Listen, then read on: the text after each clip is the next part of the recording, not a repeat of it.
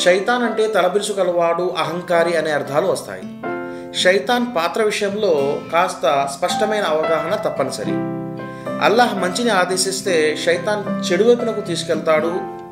అల్లాహకు ఆపోజిట్గా పనిచేసేవాడు, వ్యవహరించేవాడు శైతాన్ అని చాలామంది భావిస్తూ ఉంటారు. అలా వ్యవహరించేంతట శక్తి స్థాయి శైతాన్కి లేదు.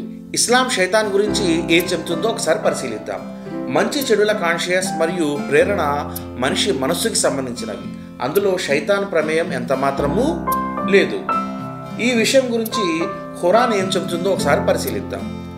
91వ అధ్యాయం 8వ వాక్యం పరిశీలించినట్లయితే ఫఅల్హమహా ఫుజూరహా వ తఖ్వాహా అంటే మేము మనిషి హృదయంలో మంచి చెడుల ప్రేరణను నాటాము అని అల్లాహ్ స్వయంగా చెబుతున్నాడు. మరి శైతాన్ పాత్ర ఏమిటి? మనిషి మనస్సులో ఎప్పుడైతే చెడు చేయాలనే తలంపు కలుగుతుందో శైతాన్ దానిని సపోర్ట్ చేస్తాడు, వాని ఆలోచనలు అమలుకై ప్రోత్సహిస్తాడు. దీనిని బట్టి మనిషి చేసే చెడుల్లో శైతాన్ది రెండో పాత్ర అవుతుందేమో కానీ మొదటిది మాత్రం కాదు. మరియు శైతాన్ చాలా బలహీనుడు కూడాను. శైతాను మనిషికి బలవంతంగా దుర్మార్గం వైపు లేదా అజ్ఞానం వైపు తీసుకెళ్లే శక్తి వానికి లేదు. వాడు చేయగలిగేది మనిషిలో కలిగే చెడుని ప్రేరేపించడం మరియు ప్రోత్సహించడం మాత్రమే. దీనికి సంబంధించిన ఖురాన్ వాక్యాన్ని ఒకసారి మనం పరిశీలిద్దాం.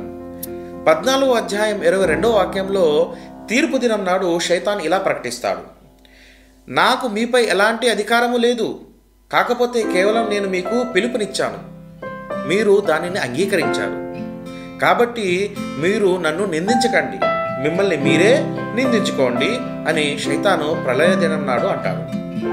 కాబట్టి శైతాన్ ప్రేరణను మనిషి గ్రహించి అప్రమత్తం అవ్వాల్సిన బాధ్యత కలిగి ఉన్నాడు.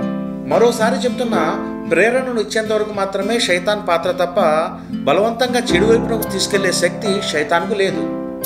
శైతాన్ చాలా బలహీనుడన్న విషయము ప్రతి విశ్వాసి గ్రహించాలి. ఇదండి ఖురాన్ ప్రకారంగా శైతాన్ వాస్తవికత.